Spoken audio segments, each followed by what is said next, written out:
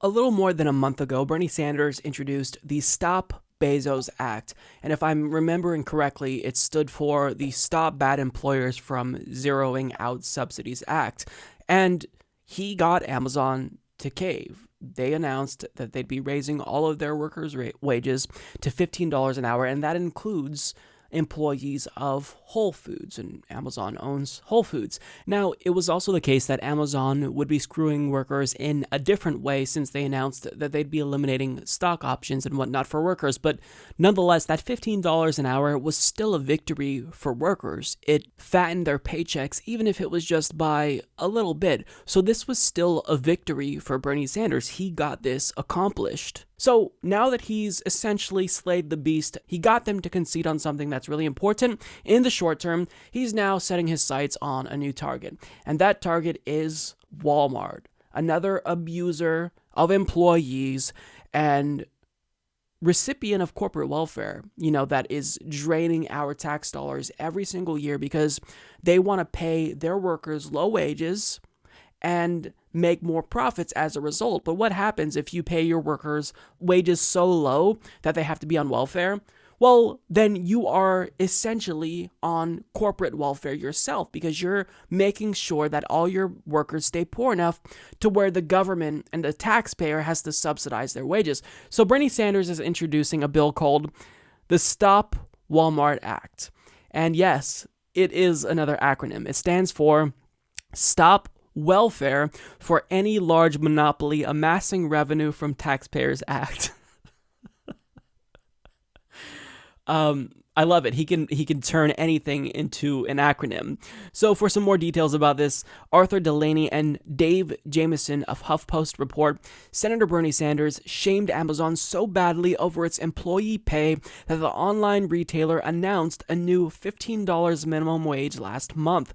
Now, the Vermont Independent has set his sights on another low-wage boogeyman, an Amazon competitor, Walmart.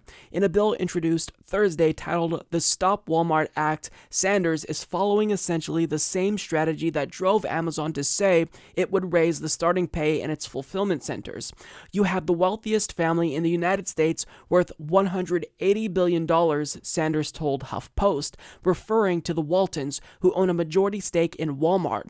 They're paying workers starvation wages. The Stop Bad Employers by Zeroing Out Subsidies Act, introduced by Sanders in September, would punish large companies for paying workers poorly enough that they qualify for welfare programs. The shorter version of its name, Stop Bezos Act, pointed the finger directly at Amazon CEO Jeff Bezos. The Walmart bill, more formally the Stop Welfare for Any Large Monopoly Amassing Revenue from Taxpayers Act, also ties one high-profile company to an unsavory practice.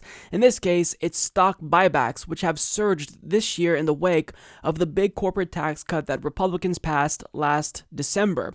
And again, the goal is to increase the lowest-paid workers' wages. Under the proposal, large companies would not be allowed to buy back their own stock unless all their workers earned at least $15 per hour and their CEOs earned no more than 150 times what their median employees earned. Though the new Sanders bill highlights Walmart in its title, the legislation would apply to any company that meets the criteria it lays out. The bill is unlikely to become law, mainly because Republicans still control the Senate and the White House. So yeah, that's just a fact of reality. Is it going to be codified into law?